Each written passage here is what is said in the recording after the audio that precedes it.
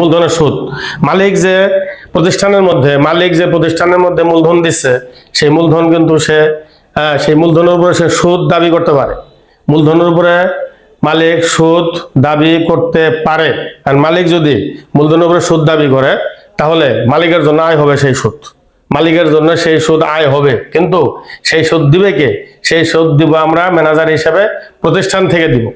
তাহলে প্রতিষ্ঠান থেকে যদি মালিককে মূলধনের সুদ দেওয়া হয়, প্রতিষ্ঠান থেকে যদি মালিকের মূলধনের উপরে সুদ ধার্য করা হয়, সুদ দেওয়া হয়, তাহলে মালিক সেই সুদ পাবে আর প্রতিষ্ঠান সেই সুদ দিবে। আমি আবার বলতেছি, মালিক যে মূলধন দিল আমাদেরকে ব্যবসা করার জন্য, আমরা ম্যানেজার হিসেবে মালিকের মূলধন নিয়ে ব্যবসার কার্যক্রম পরিচালনা করব এবং লাভ অথবা লোকসান মালিককে বুঝাই দিব।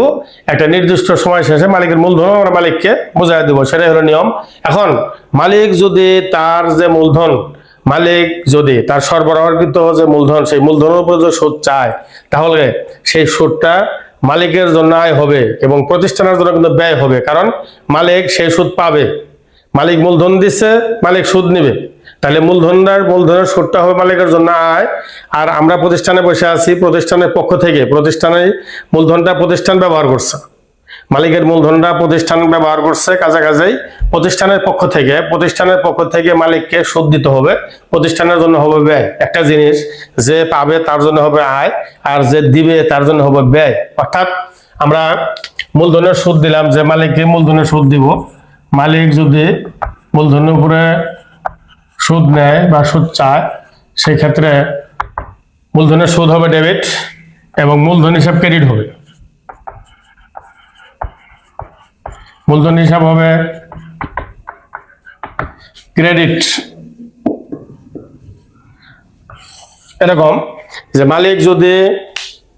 মালিক যদি মূলধনের উপরে সুদ চায়, মালিককে যদি মূলধনের উপরে সুদ দিতে হয়, তাহলে সেই সুদ মালিকের জন্য আয় হবে আর প্রতিষ্ঠানের জন্য ব্যয় হবে। আমরা যেহেতু প্রতিষ্ঠানের ম্যানেজার, প্রতিষ্ঠানের হিসাব করি আমরা প্রতিষ্ঠানের মধ্যেই, এবং প্রতিষ্ঠানের আয় ব্যয় নিয়ে আমরা কাজ করি। সেই ক্ষেত্রে আমরা দেখব প্রতিষ্ঠানের স্বার্থটা আমরা দেখব। এই ক্ষেত্রে মালিকের জন্য আয় হলেও প্রতিষ্ঠানের জন্য ব্যয় হবে। মূলধনের সুদ, প্রতিষ্ঠানের জন্য ব্যয়। একটা জিনিস, যে কোনো সুদ বা যে কোনো দফা, যে নিবে তার জন্য আয় হবে, যে দিবে তার জন্য ব্যয় হবে। এখানে মূলধনের সুদ মালিক নিবে, মালিকের জন্য হবে আয়, আর প্রতিষ্ঠান দিবে, প্রতিষ্ঠানের জন্য হবে ব্যয়। এই জন্য লিখছে যে মূলধনের সুদ ডেবিট হবে। মূলধনের সুদ হলো প্রতিষ্ঠানের জন্য খরচ। আর কে নেবে? মালিক নেবে।